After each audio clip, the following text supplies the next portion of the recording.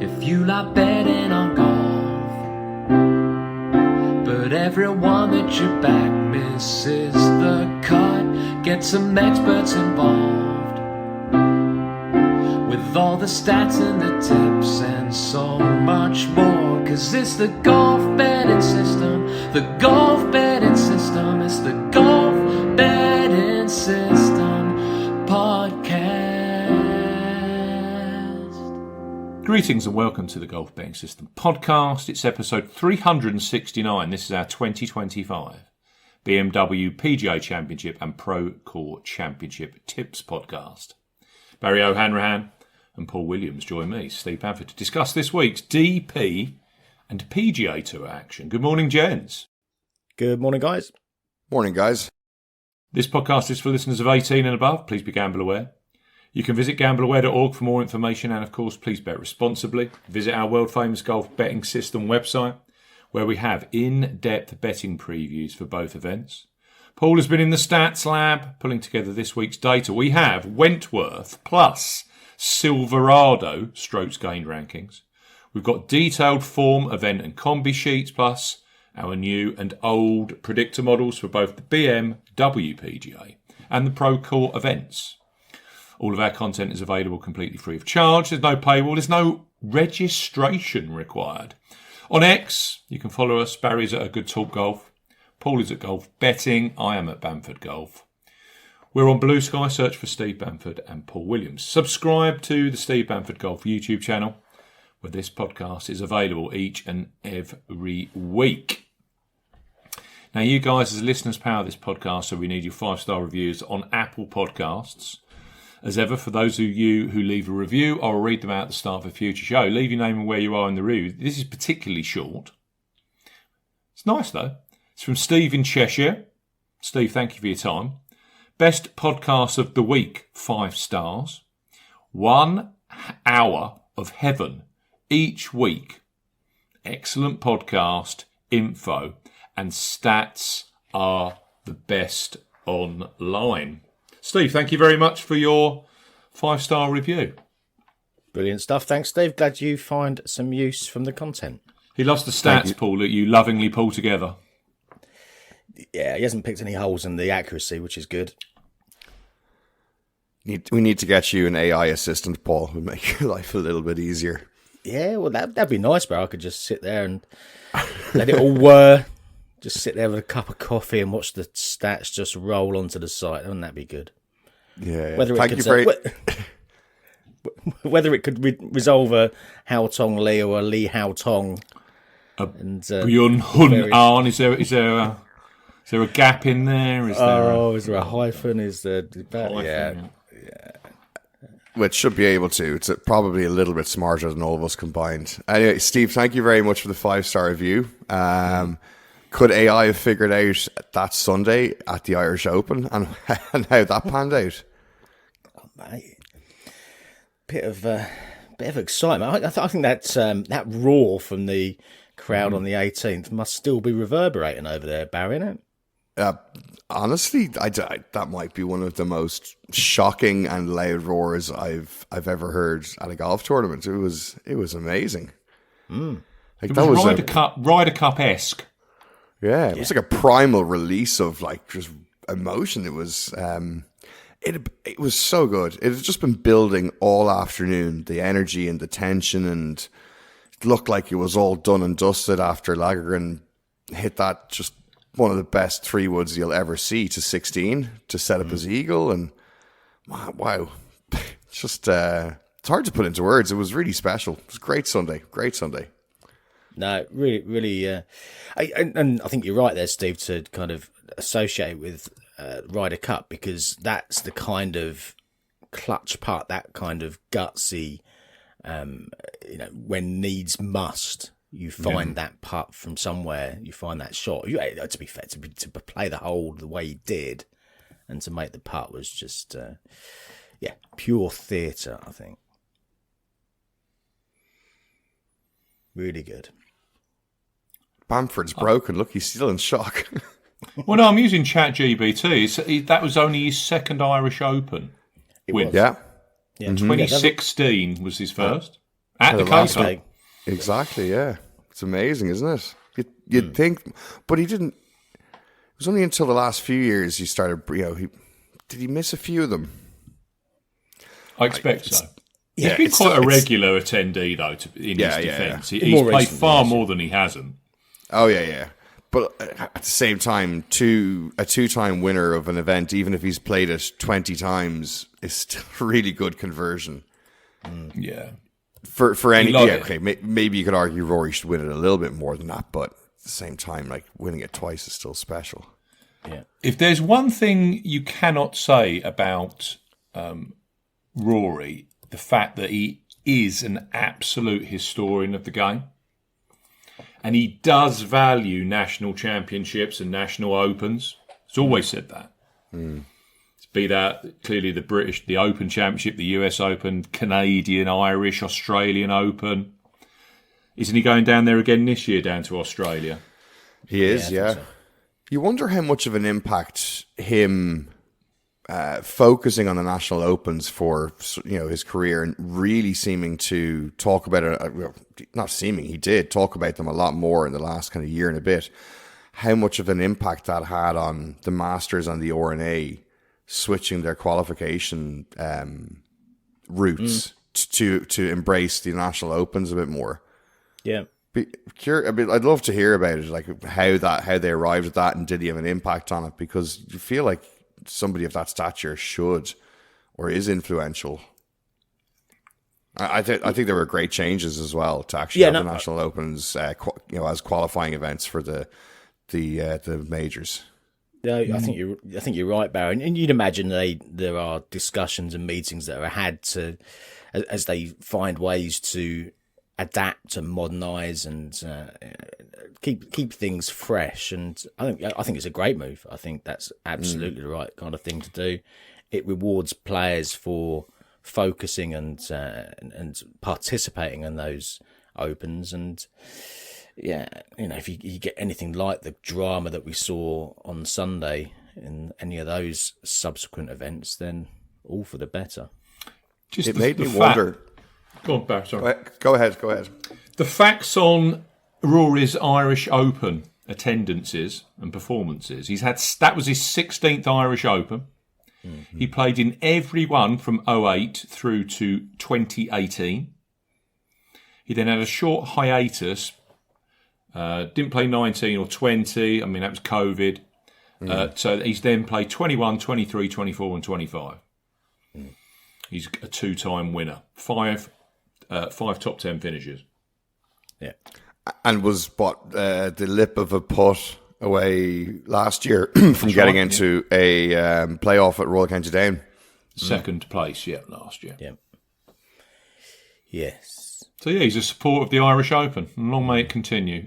I still think, he's been talking about quite openly in the press and the media. He's trying to realign, set new targets, set new horizons. Now, people will obviously say, it's like winning the FedEx Cup. But I reckon with Rory, a lot of it will be, let's see how many national opens I can win. I think let's you're see right. how many DP World Tour Order of Merits I can win, because he values those just as highly. He always talks about those. If you might put ourselves in his shoes when you're retired and you're just sitting down having to think about your career for a little moment or two, you're going to remember a national open much more than some sponsor's name open in the middle of the US. Yes. No, get that. What, the CJ Cup? I'm not going to torch any particular tournaments. I'm just saying you will remember the national open wins. That they will sit a level above just another tournament with a sponsor's name attached to it. Yeah.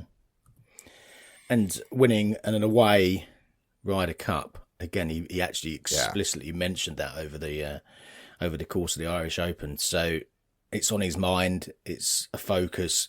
It's that win, combined with the performances of Justin Rose and Tommy Fleetwood over the last few weeks on the PGA Tour, that's got to be a huge shot in the arm for the Team Europe heading into Bethpage in a couple of weeks. It's dangerous territory for us fans. Like, it's raising expectations and hopes. Yeah, It does, but every subsequent step that's taken, every win like that we've experienced over the last few weeks, just gives you that little bit more hope that we could see something special from an away performance from Team Europe. Do you think the American team see the guys from Europe winning? Do you think that has any impact on them psychologically at all? Just curious. Well, if you look at the manner of the victories as well, then yeah, potentially. I mean, the performance of Tommy to win the Tour Championship, it was huge. The expectation there was that Scotty Scheffler would just, he was the deserved champion. He was going to go and win. Tommy's having none of that. Justin Rose, fantastic performance to win the St. Jude. St. Jude, yeah. Yeah. Rory, when the push comes to shove, he has to make a 25, 27 footer to just get into a playoff, and then it's almost inevitable he's going to win from there with the strength of the support that he's got behind him. Yeah, it's hard to know if it psychs you out a little bit or if it motivates you, or you use it whatever way you best need to if you're the opposition. But I don't know. I guess if I was in their shoes, it'd be hard not to take notice. Like, shit, those guys are playing pretty good at the moment. Yeah, absolutely. If I go back to Scheffler winning at Memorial in the summer, and that sounds weird saying in the summer because now clearly we're in the autumn, and I'm just going to run through the US winners on the PGA Tour. Spawn won the US Open. Keegan Bradley didn't select himself. Brian Campbell won the John Deere Classic, not in the team. Chris Gotterup won the Scottish. We've got William Mao, Scotty Scheffler, Ryan Gerard, Kirk Kitayama. I don't know if you're noticing anything here, chaps. Cam Young won the Wyndham. We then had Rose, Scheffler, Fleetwood, and we've just had Rory McIlroy win the Irish Open. And I know people over in America going, but that's not the PGA Tour, that's it's a level below. But anyway, we'll never round the circle. But there's not a lot of, in fact, I've counted one. JJ Spawn's the only player since the Memorial to win sitting on that Ryder Cup team, apart from Scotty Scheffler. Yeah, and then danger of being almost a one-man team. If Scotty isn't on his A game there, is there going to be trouble brewing? So yeah, I don't know. I mean, I said last week I'm on Team Europe. So, and I don't see that price getting any larger. I think it's going to get shorter. No, I think you're right. So it'll be maybe the time is now to put the bet on before this week. And don't forget, New York crowds can turn one of two ways. They can, of course, be fervently against the Europeans. But if Team USA play badly, they'll turn. And they'll turn on their own. And that could be something that quite a few of these Team USA rookies and the like a Cam Young, like a Ben Griffin, they might just clam up and go into their shells completely then. It's kind of interesting, isn't it? When you're supporting your club team and you'll support players who represent a different country, and all of a sudden it comes to an international game and Ireland are playing against whoever. Even though that guy is on the other team and Ireland need to beat them, there's a little part of you that still kind of goes, oh God, I hope he does well because he plays for your football club. Is it kind of the same for players like Rory and Tommy who are super popular on the PGA Tour? They're going over there as Europeans and they'll be playing against the Americans, and the American fans will obviously be supporting America, but there's a little part of them. It's hard to overwrite that love they have for those players for just that one or for those 3 days. The little part of them is kind of going, it's good to see Tommy doing well, isn't it? Yeah. Yeah. I mean, if I go back to the start of the year, these are the Americans that have won on the PGA Tour. English won at the Farmers way back in January. We've got Russell Henley, who chipped in and won the Arnold Palmer Invitational. And then we've got Ben Griffin, that's won the team event with Andrew Novak, and he won at Colonial. And I can't find any more. Justin Thomas won the Oh, RBC JT won the Heritage. RBC Heritage. Yeah, sorry, JT.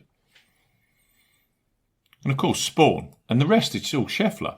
Now, if you look at the Europeans that have won over on the main tour, Hovland, of course. We've got Stracker's won twice. Ludwig Oberg won the Genesis at Torrey Pines. Yeah. McIlroy's won 3 times. Rose won a few weeks ago over in Memphis. Tommy Fleetwood took out the Tour Championship. Yeah. And in terms of recency as well, there's Yeah, it's all European. absolutely. So yeah, I think there's a lot of reasons to be positive for the Europeans. I really do. We're riding. I just think the massive way that they wave. analyse everything, the way that Luke Donald's playing is. I mean, I don't know about you, but if you just compared the American release of the captain's picks and what Keegan Bradley said compared to Luke Donald, it's like chalk and cheese. And we said this about Zach Johnson 2 years ago. You know, Zach Johnson's captaincy didn't inspire at all, did it, from the outset? No. It's always appeared to be that way when it comes to the captain's picks being done. I think it's just the way the media product is presented in the USA. They just they shoehorn it into that way they do it, and it just doesn't. Yeah, take a lands step the same back way. just from. Take one step back from it, but just the way that they interview, they talk about statistics, they talk about team bonding and all that. I always get the feeling with Donald that whatever they're doing, and Eduardo Molinari on the stat side, it's just a level or two above what the Americans do, and you just got this consistency of approach that actually spans captains as well. Yeah. We are a team. I'm not sure you Yeah, get that with the Americans. egos get checked at the door when the Europeans arrive. Yeah. Yeah, and Donald's got the benefit of having succeeded and done some clearly very good stuff 2 years ago that's been well received and well documented, and take the best bits from a couple of years ago, tweak and change the stuff that he feels didn't quite work, and that's got the benefit of continuity of the captain. There's lots to like. I'm sure our American listeners have been shaking their heads for the last 10 minutes in disagreement. But let's hope it's a good contest. I'm now going to ask them, Paul, for some 5-star reviews. We are dry. We are out. We're completely out, listeners. So whether you are in the United States, if you are in the UK, if you're in the Republic of Ireland, Australia, Canada, wherever you're listening, it'd be great to get someone from somewhere like Thailand, or can you please send in a 5-star review over the next 5 to 6 days? And it's very, very likely you'll be read out on episode 370 because we have none left. And in particular, even if you're in America and you want to slag us off for supporting Team Europe, I was about to say, we're in our own little echo chamber here. So if we're talking complete bullshit, please call us out on it and give us an alternate point of view. We're happy. Right, we've got a lot of golf this week, and just to segue from the Ryder Cup, in the United States, which we'll cover second, the Procore, 10 of the 12 American side are in action. And conversely, at Wentworth this week, we have 11 of the 12 Team Europe players in action. So, Paul, one of the highlights, we love this event. We attend it every year. I know you're not this year, but I'll be there on Friday. We love the BMW PGA, so take it away. Let's take it through the 2025 Wentworth experience. Right, let's go. Yeah, it is, as you say, one that is in the calendar in terms of one to look forward to from the very start of the year. And yeah, historically the Tour's flagship event, and quite rightly so. Part of the Rolex series as well, so we've got this enhanced $9 million prize fund this week, and there's 8,000 Race to Dubai points as well on offer. So lots for everyone to be playing for. A field befitting of the event status, and as you said, Steve, can you two remember a better field for this? I don't think so. No, we had 2023 where it was much the same in terms of a warm up for Team Europe, but every year there seems to be a few more of the Americans who've been given the nod, been told, pop over and play this. Or the PGA Tour guys, Yeah, you got. Plus, of course, this year, Wacky Neiman's coming across, the perennial winner on Live. I mean, there's a real Matsuyama's here. Yeah. Siwoo Kim. There's plenty Corey of Connors. It goes on and on, doesn't it? Adam Scott's over as ever. It's a very, very strong field. Michael Kim's come across, Minwoo Lee. It's a great field. Even Brooks Koepka. Do you remember him? Yeah. Serious field. He used to win tournaments, didn't he? He used to win majors, Brooks Koepka. Yeah, and you have to scroll a fair way down the list to find him this week. But as you said, Steve, 11 of the 12 players here. It's only Sepp Straka who's missing, and the rest of the field or the rest of the Team Europe are here, and they dominate the betting as you'd expect, really. Rory 6-1 favourite as of Tuesday morning. John Rahm 13-2. Not much to separate the top two in the market. Tommy Fleetwood's taken some money, or there's been some money for Tommy Fleetwood over the last 24 hours or so. 10-1 is into now and likely to go off single digits, I suspect. Yeah, a lot of Ludwig nines. Oberg. Yeah. A lot of 9-1s. There's certainly money coming in for Tommy. Ludwig Oberg at 18-1. Till Hatton 22. Same price, Matthew Fitzpatrick, Victor Hovland. You've also got Joaquin Niemann, as you said there, 22-1, 30-1 bar those players. And because you've got such a top-heavy market and so many players in that kind of 30-1 or shorter bracket, there's a hell of a lot of juicy long prices, very long prices further down. If you can manage to find a player that can sneak into contention and potentially place this week, there's lots in the 100-1 plus bracket that could excite. Lots of extra places available as well. Boyle Sports, Ladbrokes, Coral, all gone 10 places each way, 1/5 of the odds are standard. And of course, we have both Betfred and Bet365 offering their extended options. Their 8-place options with a 1/5 of the odds, again, this week are extremely strong in terms of the prices on offer. So do have a shop around. I wouldn't just settle for the bog standard 5 1/4 this week unless the price is absolutely monumental. Do take a look. Now, in terms of the venue, well, we know what we're getting here, don't we? We're at Wentworth Golf Club in Surrey, as ever. It's a classical tree-line par 72. All pretty familiar with us now, with its pair of closing par 5s. Now, since the most recent renovation, which was by Ernie Els, and that happened after Chris Wood came and won here back in 2016, the winners list reads, and I'll give you just to give you a flavour of some of the scoring because it has it may be impactful as to how we play this. Alex Noren won in 2017 at 11 under. He was a 20-1 shot. Francesco Molinari 22-1, 17 under. Danny Willett 66 is at 20 under, and we get a string then of winning scores around about the 20 under mark. Tyrrell Hatton 16-1 in 2020. He was 19 under. Billy Horschel 28-1, again 19 under.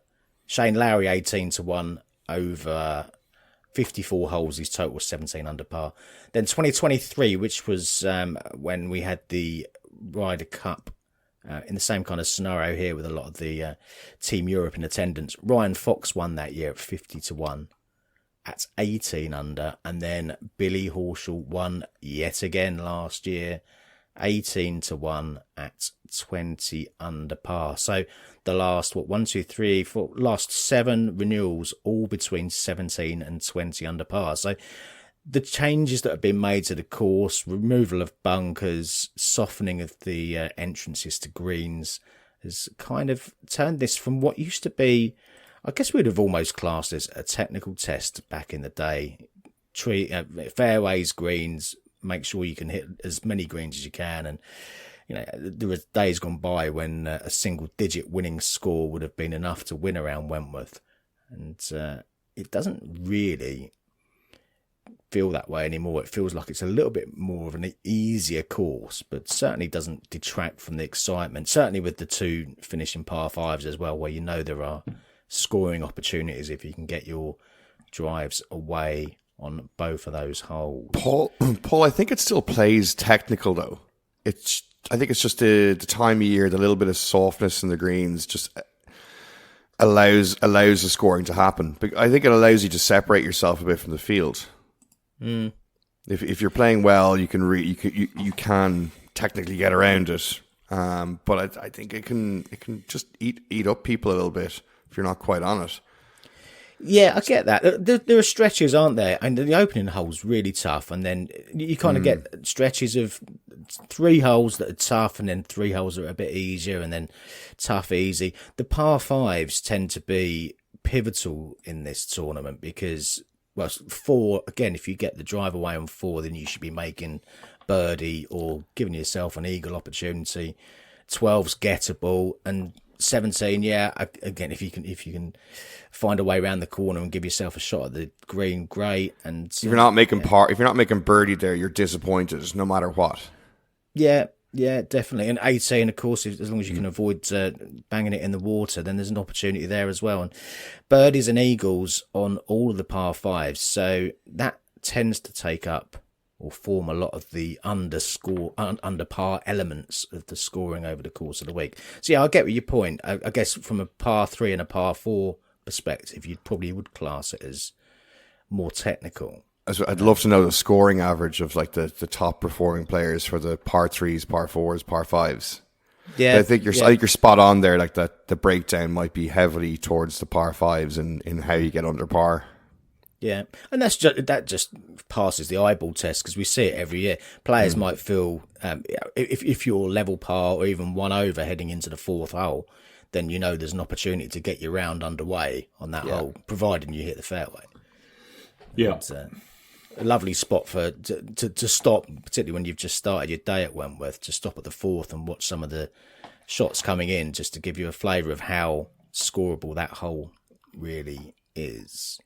I wonder this year, though. I wonder if the scoring is going to be a little bit tougher, because been particularly dry, hasn't it?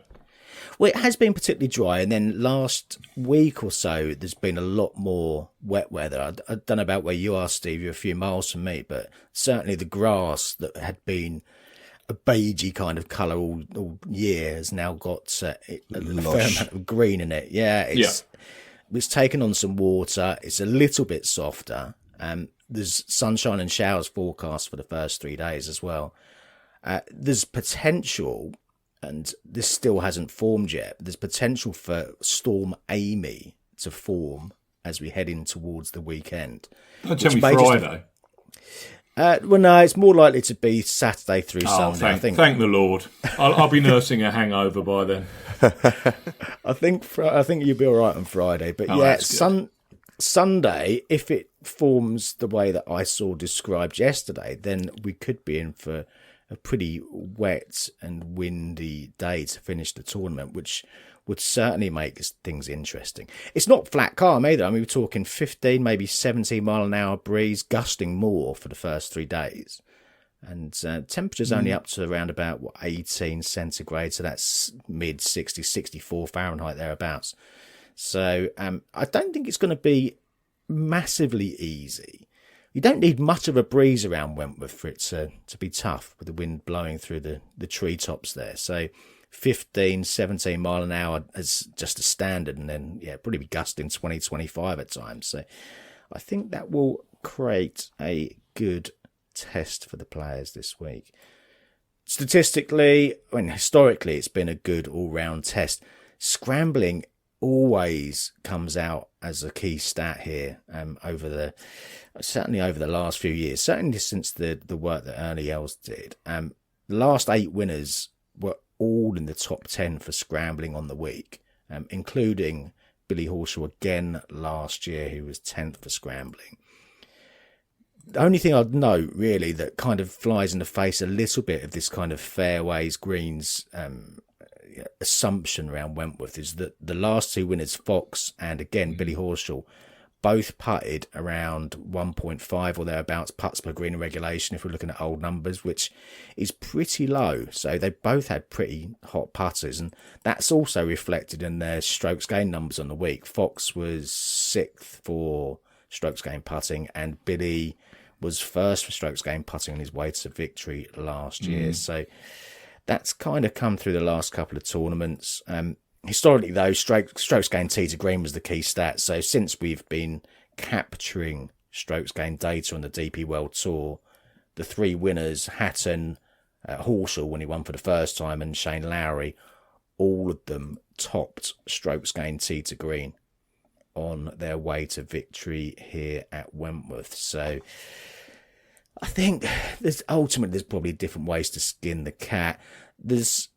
If there is going to be some wind, which looks like it's going to be a given, there's going to be a fair breeze. If it does deteriorate over the weekend, then that could put the emphasis a little further still on scrambling, because greens will be missed, and making sure you're saving par is going to be of paramount importance, I suspect. But we'll see how that manifests. It's certainly not set in stone, the weather over the weekend at this point on a Tuesday morning. Only other things to note, really, all the winners going back to Luke Donald back in 2011 had a top 20 finish in one of their last 5 starts, so some semblance of form coming in is good. And only Benny Ann back in 2015 didn't have a previous top 20 finish here at Wentworth from those players in that time as well. Benny Ann won on debut here. Everyone else, including the likes of Ryan Fox, had a top 20, or in some cases significantly better heading into this week. So in that respect, I guess it's one of those events where the Combi stats page on the website could and perhaps should be of real use to you. So do check it out if you haven't done already. Now, I kind of went all around the houses with this, and we've had some good success here. So I'm sticking with the plan of attack that has performed well here in the past, and see if I can hopefully snare another winner. I've only backed 4 this week. I didn't want to go too mad with it, because there are some vagaries around the weather. But I took a good look at 2023. As we've discussed, it was played before the Ryder Cup. The Team Europe are warming up here, as they are this week. And Ryan Fox was the party pooper that week. But you still had the likes of Hatton, Rahm, Hovland, Fleetwood, McIlroy, Oberg, Stracker, all of them finished inside the top 10. So I don't think, assuming that the players in Luke Donald's team are going to be turning up and just going through the motions here with both eyes set on a fortnight's time, is the right means of attack. I think it's quite reasonable, particularly after seeing Fleetwood and Rose and McIlroy last week winning. I think it's quite feasible that one of the team actually go and win this title. So having gone through all of it, my first and my headline pick this week is Shane Lowry at 25 to 1 with the extra 8, or the 8 places each way, 30 to 1 out there if you want to go with a bog standard. Shane needed a wild card pick in the end, didn't he? As his results had dropped away a little bit over the middle of the year, but better of late. 23rd at the BMW Championship, 13th at the Tour Championship, 15th in Ireland last week, and even by his own estimation, 15th last week was about the worst that he could possibly have finished, given how well he was playing from tee to green. 5th for strokes gained off the tee, 4th for approach, 2nd for strokes gained tee to green last week. So playing some really nice stuff with his long game. Just needs that putter to behave, and he was shaving a number of edges last week. So if they drop this week, then it could be a different story altogether. Loves Wentworth, 4th in 2011, 2nd in 2014, a pair of 6th place finishes in 2015 and 2017. And of course, he won in 2022 when he was carrying our money in that 54-hole affair after the passing of the Queen that particular year. So for me, Shane's been making some similar noises about the shape of his long game. I think Rory's win last week might inspire him. So yeah, it felt like the most logical player to get behind this week. And, certainly not one of the players right at the very top of the market either. So a little bit of juice in his price. So I'm on Shane. I've got another 3. I'll bring you boys in before I rattle off any more. So have you got anything, say, I don't know, 33 to 1 or shorter, Barry, that you're playing this week? I was I was completely lost this week with the top of the market, like who to jump between, and then when I read your preview and saw just that everything about Shane's game stats wise, other than putting last week, just it was brutally obvious. It's like, don't ignore it. You know the way Steve can talk himself out of bets. We all can when it's staring you right in the face and you try to come up with reasons to not back it. But last week, what do you have here? 5th for strokes gained off the tee, 4th for approach, and 2nd for tee to green, which is just, it's nuts. So, yeah, just not even questioning it. I'm all in. I'm straight in with you there on Shane, Paul. So, copying your homework, but happy to do so. No, don't worry about that, Barry. We've all been set the same exam paper, mate. All been set. You're going to hate this, lads. Absolutely hate it. With Team Larry. Well, no, even worse than that. I've gone Team Ireland. Okay. I genuinely think Rory McIlroy, now living in Wentworth, on the property, you know, after the round, he'll just be able to open his back gate, straight in the house. He's only ever won here. This is a little bit kind of deja vu from last week, if you think about it. He won here in 2014. And then since 2018, he's finished 2nd, 9th, 2nd, 7th, 2nd last year. And when I looked at the prices first thing yesterday, and I'm seeing McIlroy at 6s, Rahm at 6s, who doesn't win on live, and Tommy Fleetwood at 9s or 10s, I just think that's a great price on Rory McIlroy. I genuinely do. So I've taken McIlroy win only at 6 to 1, generally available. I took it with Bet365. I've also gone for Lowry. The notes I've made on Lowry are quite simple. By the way, with Rory, must get this out there. If you look at his wins, 17 of his wins, I've actually gone through his whole record here. This is how anally retentive I am. 17 of his wins have come when he's finished outside the top 10 the week before, or the outing before.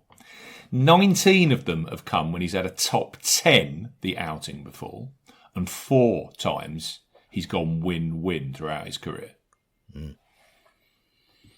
I can't see a world when Rory isn't literally in contention come Sunday. And I wouldn't be surprised if he's in a nice head-to-head with Shane Lowry in the mix as well. I went with him 22 to 1. I got Bet365 8 place each way. Here are my notes. 1st, 2nd, 2 6th around here. He was 12th last year. And he was, again, 2nd for tee to green at the K Club last week. He finished 15th and, as Barry said, negative for putting. All we need's a warming of the putter. And this will be his 2nd week on European speed greens. Shane Lowry. Would not be surprised. And we've always said with Shane, never wins off a top 10. Always wins off something bigger than that. And then you go, I can't believe I wasn't on Shane Lowry. So that 15th... That 15th place finish last week is literally perfect for him. Yeah, and that little bite of frustration, you know, when Shane gets a little bit of a hump about something, he's like, that's the worst I could have done this week. The putting was shit. Like he uses that as motivation. You're not telling me that he's not staying in Rory's house this week. He must be. Got to be. He'll be in the 13th or 15th bedroom, won't he, with his wife and kids? That's the only fear is the two of them in the house and just dipping into the wine cellar. They can wait until Sunday night. It took over a year to renovate this mansion before Rory moved in. So how much of that renovation do you think was on the wine cellar? Yeah, quite possibly. It's quadruple the size of that. Yeah.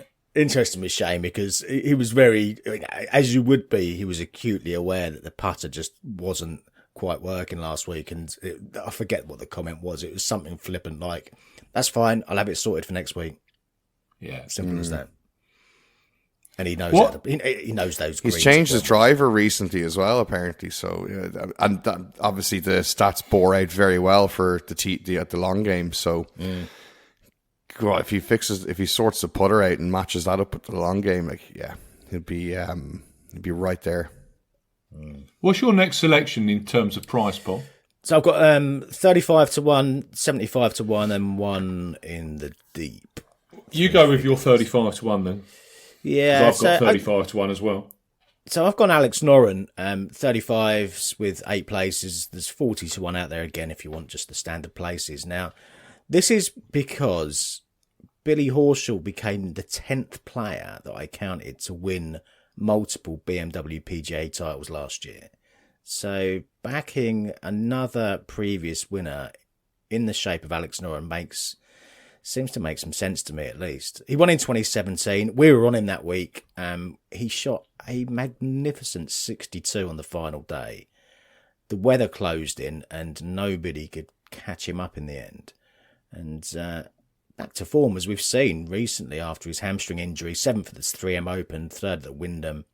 He won the British Masters last time that the tour visited England a couple of weeks back. Week off last week after missing the cut at Cranshaw after his victory. I'll forgive him the miscut, because that's pretty understandable after getting his win, first one for a while. Week off to rest and recuperate. Alex Noren's been playing some lovely stuff since he's found his form again. So returning to a course that he has very fond memories of. None of this Ryder Cup kind of talk for him. It's just about go and play. He feels like the Ryan Fox of this year to me, in terms of the correlation to how Fox came in a little under the radar in 2023 and just went and won. So, yeah, Alex Noren for me, as I say, 35s with the 8 places. So you got one of the same kind of price, Steve, you say? I have. I've got 35 to 1. He's bigger, but I got it full 10 places each way with Boyle Sports. So well done to Boyle Sports, 10 places each way on their default market this week. Nice and generous of them. Again, lives on the property. This is the crazy thing with Justin Rose, and I don't know if it's good or bad, but he's never won at Wentworth. Can you believe that? And I can remember going way, when he was world number 1 and he would literally contend here, he was going off at like 9s to 11 to 1. Yep. Every year. And everyone, Justin's got to win. Fairways and greens, fairways and green. I just get the feeling with Justin that before he retires, he'd want to take out a BMW PGA. And you'll never, ever see these days, you won't see anything in his underlying stats that suggests he's about, you wouldn't have seen anything of, look, when I went through the stats, his St Jude win. I mean, he'd had some decent performances in Scottish Open and the Open.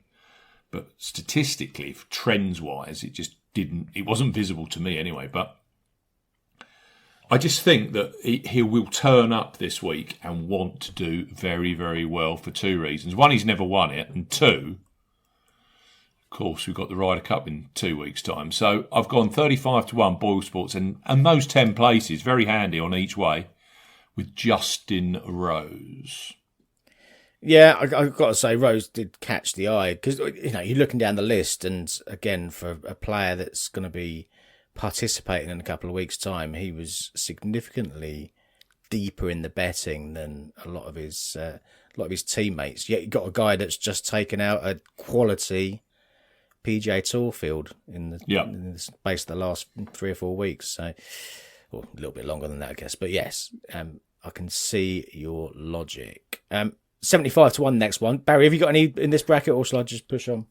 I've 2 that I've clipped at 75 to 1, 10 places with Bet365. Oh, go on, you do those then, mate.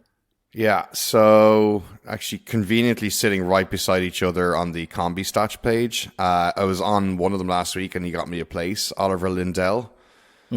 So last four events, 7th, 8th, 17th, and 7th last week. It's his first time at Wentworth, so maybe ignorance is bliss, and he'll just continue that good form and not get caught out. And yeah, so 75 to 1, 10 places, happy with that. And then the Angel Ayora, I know we've watched him a good bit, but he's just been very impressive the last 3 weeks. 13th, 8th, 5th. So again, hot hand, gone in good form. I'll keep that going. 75 to 1, 10 places.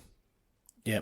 No, there's always scope for a player to come in off some underlying form heading into this. Again, going back to Ryan Fox, he'd finished 3rd the previous week at the Irish Open, and then came and won this. So, it wasn't as if there weren't some clues or some signs there that he was gathering some momentum. So, yeah, can't argue with those picks. I'm not fully convinced by their win equity, but they're nice kind of each way bets. But if you're getting you say you're getting 10 places with those, then there's scope for an each way payout. Absolutely. Yeah, exactly. Yes, again, same kind of price point. The one I've gone for in that bracket is Tom McKibben, 75-1 with 8 places, 85's out there available. And McKibben plays on live now, as we know. 4 top 7s I counted on that circuit during the course of this year. But it probably feels as comfortable as he should, it can be on this side of the on this DP World Tour, at least. 3rd when he came back and played the Singapore Classic back in March.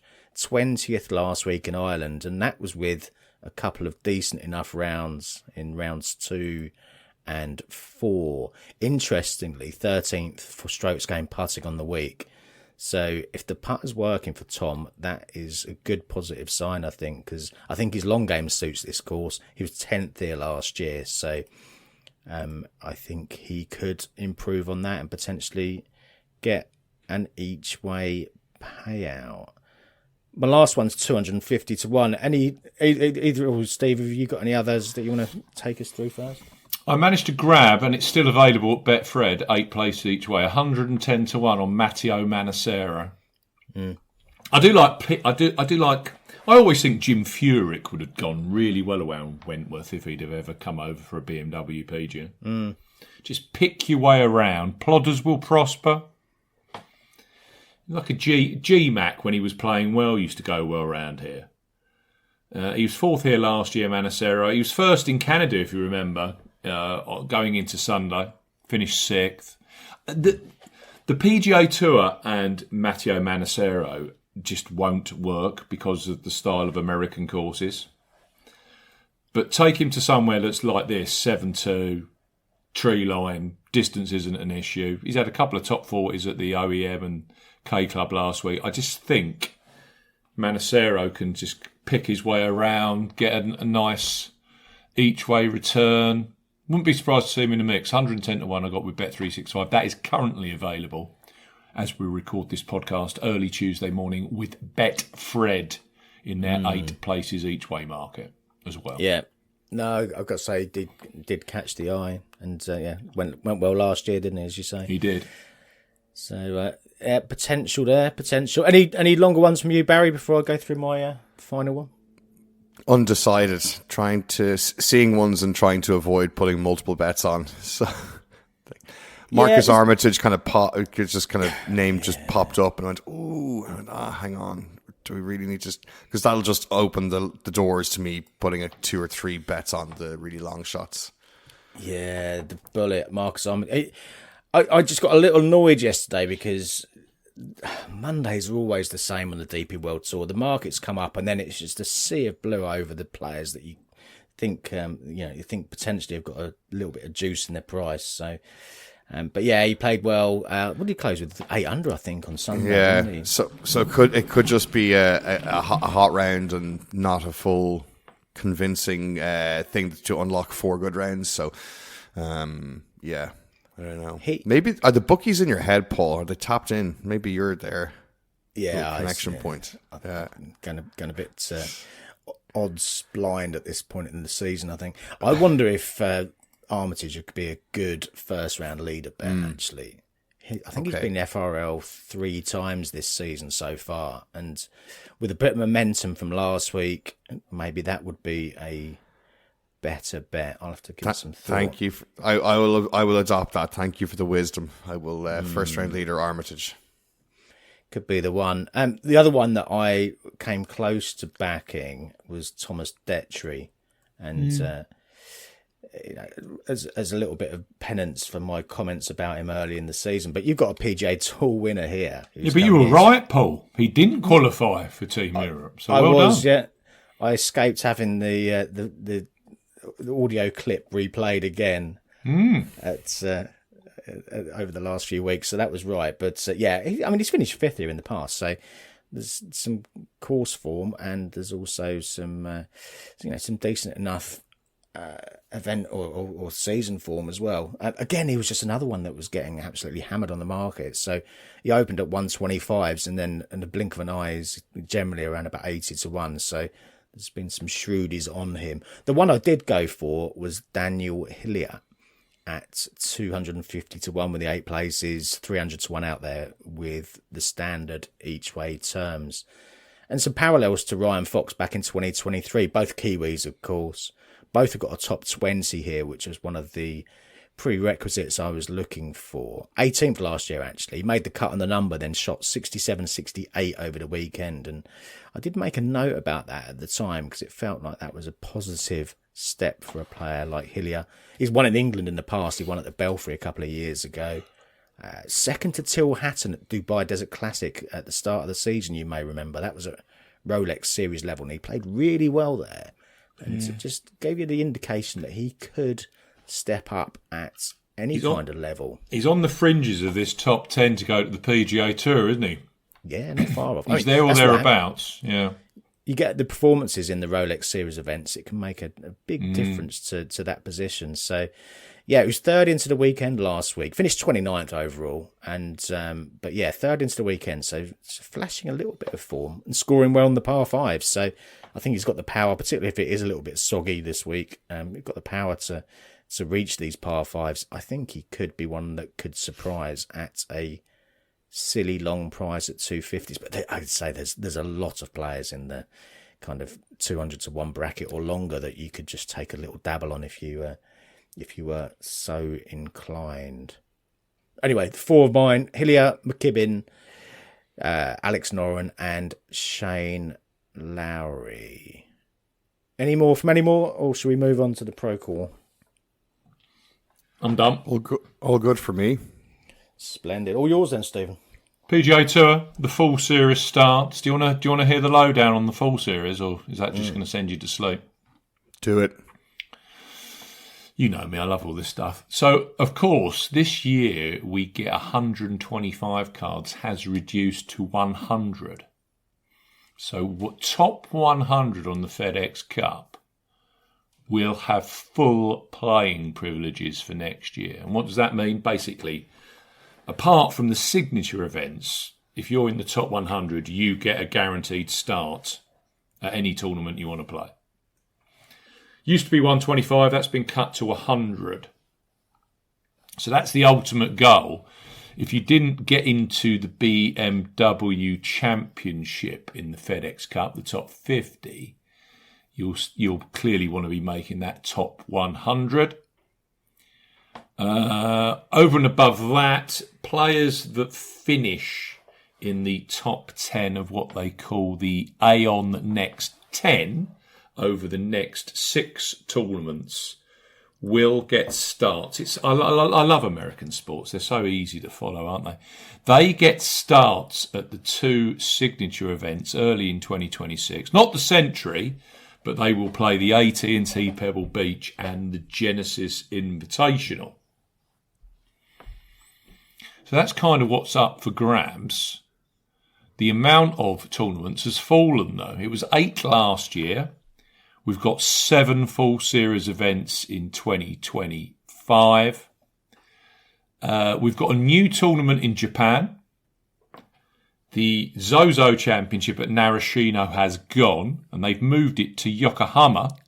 It's going to be the Bay Current Classic. And then the Black Desert that you might remember from last year. That was the one that was won by Matt McCarty on that very wide desert track in Utah. That now has a sponsor. It's going to be known as the Utah Bank Championship.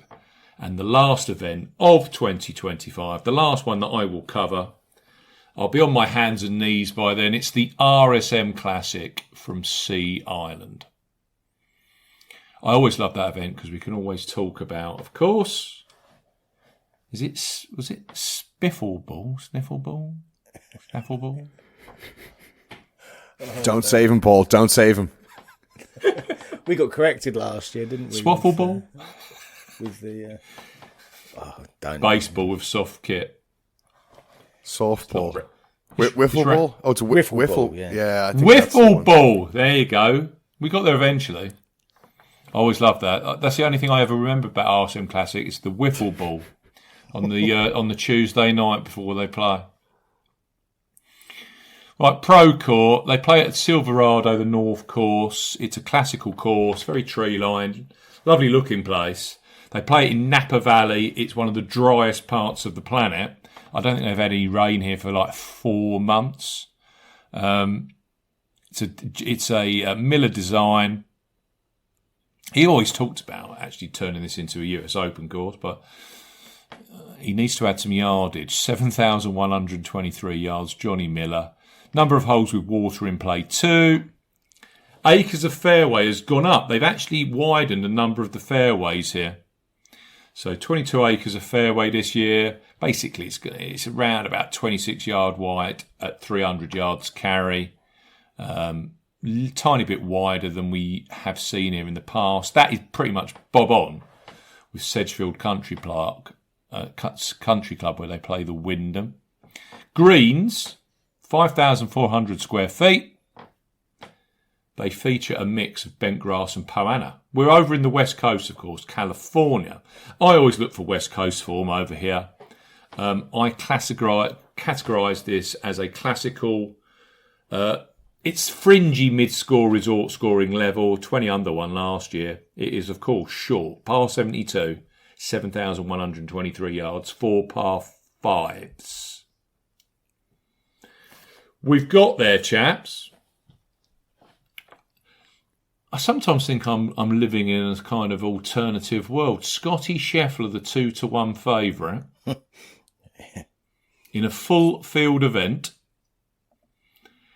And even worse, Russell Henley is second favourite at 12-1.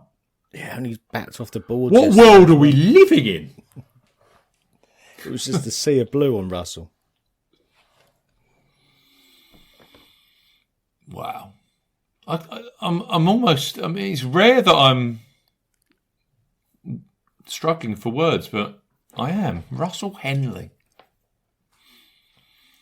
He's not really a bent power guy for me. I don't think he's a guy for me at all. But Russell Henley for me he's Bermuda grass all day on the greens. Mm. But when he walks this. He's shorter than JT, Cantlay, Sam Burns, Cam Young, Colin Morikawa, JJ Spawn, Ben Griffin, Maverick McNeely's in there. I did think about Maverick. Is he going to turn up and give Keegan Bradley the middle finger because he didn't get a pick?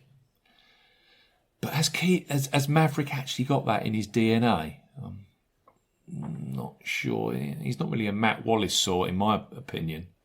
He's the kind of guy that backdoors like a third place. Mm. Harris English, Akshay Bhatia. And then you've got a huge drop-off down to the likes of a Davis Thompson, Jackson Kyvan, who's really young and just constantly gets top 10 finishes, Grazeman, Homer, our old friend Teal Bjornsson, Hubbard, Fishburne, Gary, Woodland, Sahith Tagala. So I can see why Scheffler is 2-1 because the drop-off in quality is humongous.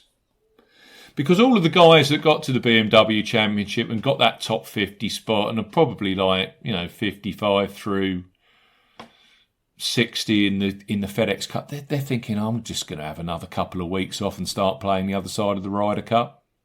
Mm. And do you know what? That motivational aspect is the thing that really helped me with my selections this week. Because I still think that 10 of these pros are going to turn up here, these Ryder Cup guys, and you've just got to look at them and you've got to think. And I still think there's a lot of snobbery in golf. And a lot of them, the Procore Championship, it just doesn't smack to me that a lot of these big names will be bothered about winning a Procore Championship. It's that subcategory of tournament. Not really into it. And I just looked through that list and who's playing reasonably well and who could actually do with a Procore Championship win right now. And I came up with Sam Burns because Sam Burns hasn't won forever. And I think any kind of win would be good for Sam Burns right now. He hasn't won since he won the World Match Play. And I just think on a course where he did really well, we were on him. 2020 it was. We were on at 50-1. And he was the 54-hole leader here. That was, I believe, the last time he played here. I just think someone like a Sam Burns actually taking this out. Bearing in mind, if you just go through the list of wins that he's had, take the match play out of this. Sam Burns' wins are 2 Valspar Championships, a Sanderson Farms Championship, and a Charles Schwab Challenge. Now, if you slip Procore Championship in there after an 18-month hiatus of wins, I think that kind of fits. It's perfect on the menu, isn't it? I don't see Patrick Cantlay being asked to play particularly well here, do you? He doesn't, not interested in a pro. Do you think Scotty is? Or just Scotty just literally just win it anyway because no one can get anywhere near him, potentially. But I'm not prepared to take a risk at 2-1 on Scotty.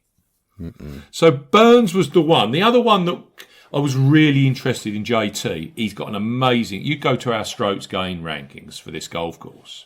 He sits number 2. But of players that have played here more than once, he's far and away above everyone else.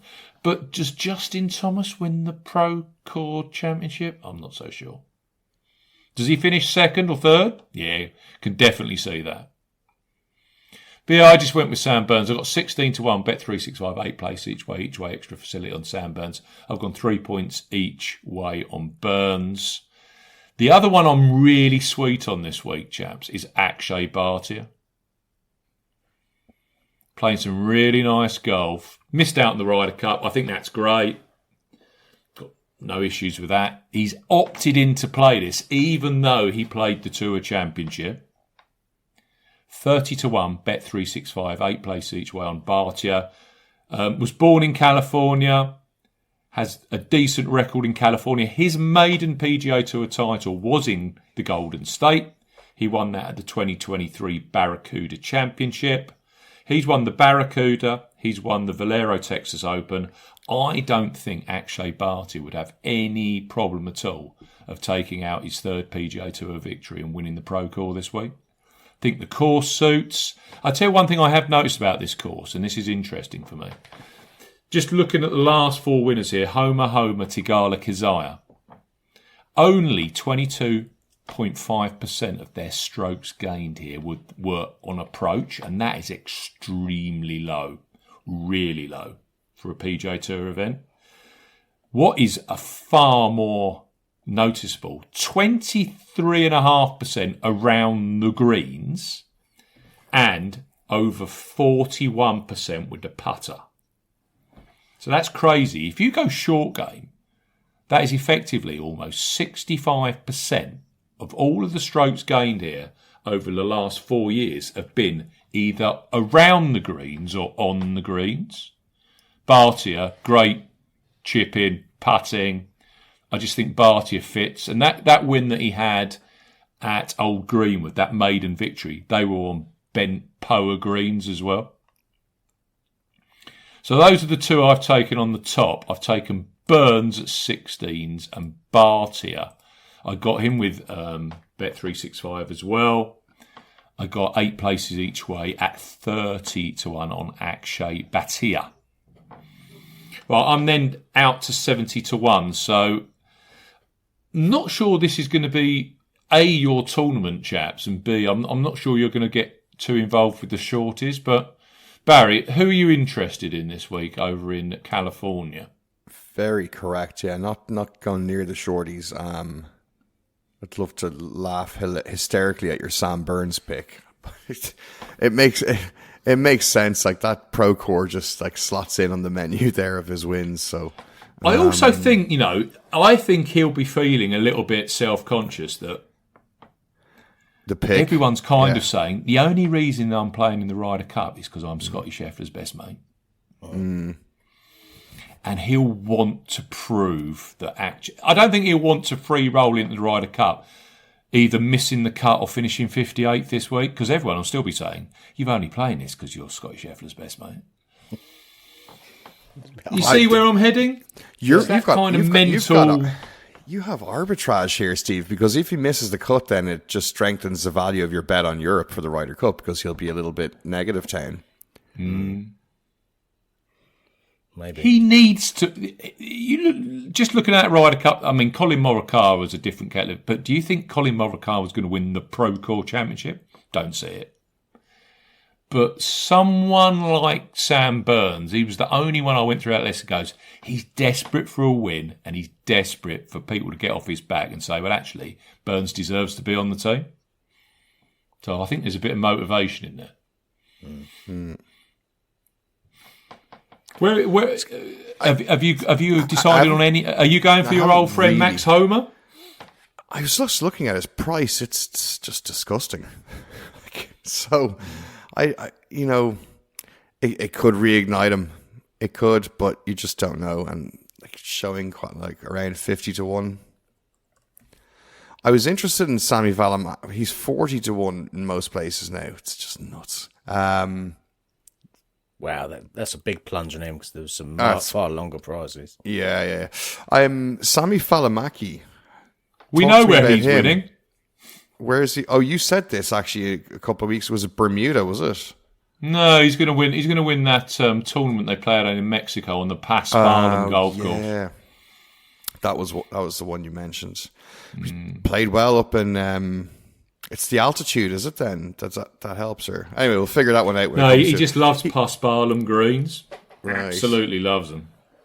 Yeah, that's the thing I was looking at here. So, nice last couple of events. He was second up in Crans-sur-Sierre, but no previous outings here. So that's a little bit of a question mark. I haven't backed him. I might. The one that does interest me for a little bit of a extended each way places is Zach Blair. So I have to figure out that one. He's 4th to 12th and the 13th here in 3 of his last 5 outings over the last 6 years. So if I can somehow find the right combination of price and extended places, maybe 14 places if anybody's offering it. Yeah, that'd be the number. You might need to go offshore for that bet, Barry. like millions of people are these days. Okay. Now, I reckon, Paul, you've gone for Jackson Coyven. I haven't. I've got a question mark by him because he's still hanging after last weekend.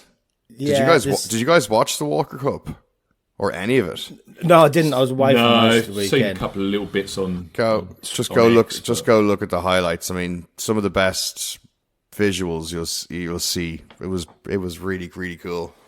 What a place that is, Cypress Point. Shame it kind of turned into a runaway victory for the US. It wasn't a bit closer, but still brilliant watching match play on such an amazing venue. Yeah. No, Coyven, I've just noted here, 11th at John Deere, 6th at the Isco, 5th at the Wyndham. So he's an animal. He looks like a talent he's going to be. Real prospect. So I wonder if it's a step too far to suggest that he's going to win this, particularly with some of the players ahead at the top of the market. But he's riding a serious wave, though. Just coming off the Walker Cup win, the adrenaline might just carry him over the line before he even knows what he's doing. Yeah, it wouldn't surprise me to see him place, given everything we've seen so far. So I haven't backed him yet, but as I say, he's the one. I've got 3 potential, and he's the one I haven't backed to the other 2.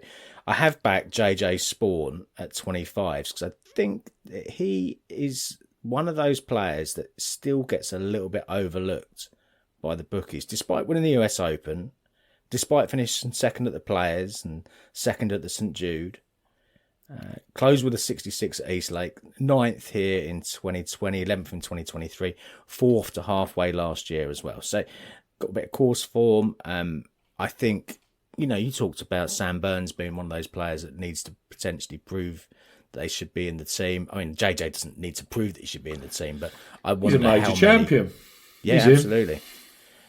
Had he not been a major champion, would he have got a pick? I don't think so. So, is there something? Is there again something just there to prove for JJ Spawn? We'll see. But yeah, I thought 25-1 was fair. The other one I backed is 200. So 200, jeez. I can take you through that now, or I can do it a little after you finish. Up to you. Go for it. David Lipsky. I thought. Interesting. I was on him at the Wyndham. Yeah, He's playing some really nice golf, Lipsky. Yeah, Was he second here last year? he was second last year. He's finished third in 2 of his last 5 starts. Yeah. So he's got some good contend in recent form. Second year last year. 200 to 1. I didn't think there was much more justification needed to take a punt on him at that price. Really, it's a pretty easy decision. So yeah, 200 to 1. David Lipsky. See what happens. Barry loves my strokes gain rankings, and Lipsky is right up there in terms of tee to green. I'm trying to find his name. Yeah, he's tied 4th with Mac Meisner.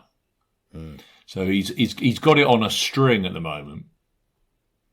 Jackson Coyven, by the way, is number 3. Scotty Scheffler, number 2. You'll be amazed to hear Scotty Scheffler is ranking below Ben Coles for strokes gained tee to green over the last 8 weeks in terms of my rankings.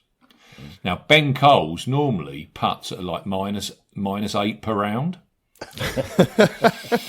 which is, and I'm working through those around the green and putting numbers, and I'm seeing Ben Coles just like on a course where you got to putt really well. Not sure. Yeah. Rico Hoey was another one I had a good look at, and Rico can't putt either. I ended up with Matt McCarty. Now, Matt McCarty, we've already mentioned him. He won the Black Desert last year. I've backed him a point each way, 70 to 1 with Bet365, 8 places each way. He won the Black Desert on only his second PGA Tour start last October. He won that at 66s.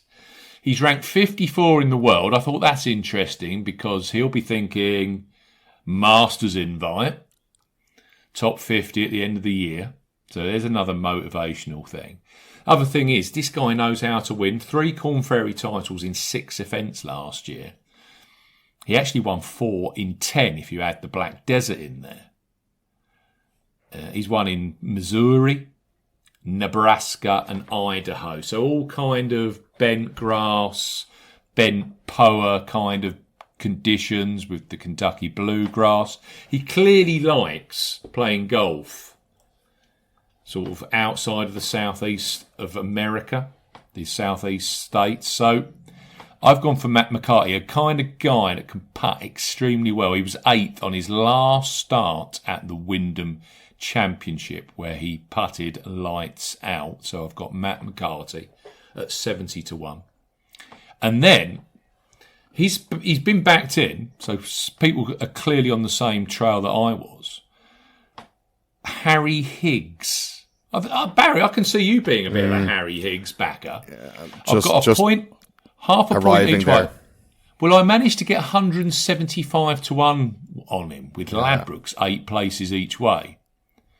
You're not going to get that now. Anything around 8 places, I would assume, that's long gone. I'm just scanning here to see what he's priced up at. Where is he? Yeah, he's like 125 across the board. And some of those are 5 places each way. You can get 150 with Ladbrokes still. You can get 150 with Boyles. Yeah, good grab on Harry. So, like you say, you're always looking for motivation. I bet you spotted he's 112 on the FedEx Cup standings. So he'll want to jump inside. Win sorts things out, but yeah. Playing for his card, isn't he? Yeah. But he loves... I was on him the year, this again was the same year as Burns in 2020. Harry Higgs was up there. I had Sam Burns leading. This is typical me, you're going to love this. I had Sam Burns leading after 54 holes, and Harry Higgs was T2. Neither of them won, and Max Homer won. An out of form Max Homer as well. He won at 60-1. And Higgs that year, I believe, I had him at 200-1. But he loves this course. And you just look, the last couple of outings, I think he's had he's had 4 top 30 finishes from his last 6 outings. And he's in the top 10 of my tee to green 8-week metric. So I just could see Higgs just popping up. You're going, oh, look, Harry Higgs is 36 hole. You know, he's in second place. He loves this course. He likes playing out west. I just think everything kind of marries up fairly nicely. So 175-1. Ladbrokes 8 places each way. I've got Harry Higgs. Are you coming in with me on I'm Harry? in. Barry, you in? Yeah. That's your kind of bet. Yeah. He's very easy to root for. It's like a little bit more fun. Makes you pay a bit more attention on a Sunday night to a standardy kind of PGA Tour event. So the other thing is, I reckon, because he was second, wasn't he, this season at the Myrtle Beach Classic.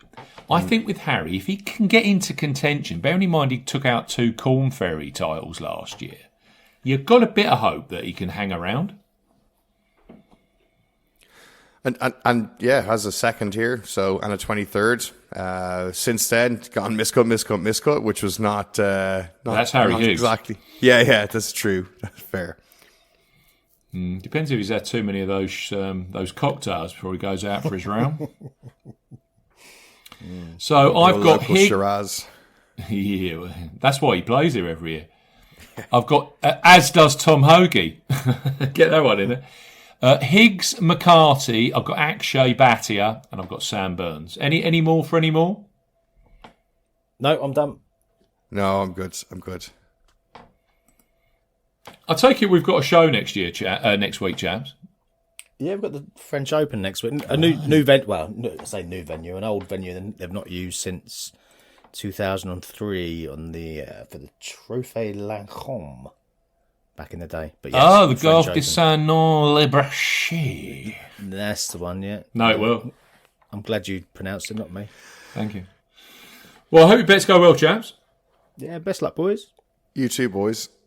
Best of luck to listeners. Don't forget 5-star reviews. We are in desperate need. Desperate need. If you are going to Wentworth on Friday, you will find... What that par 3, Paul, what number is it? Between 10 and 11. So, Between 10 and 11. You'll find me there over lunchtime. Come and find me.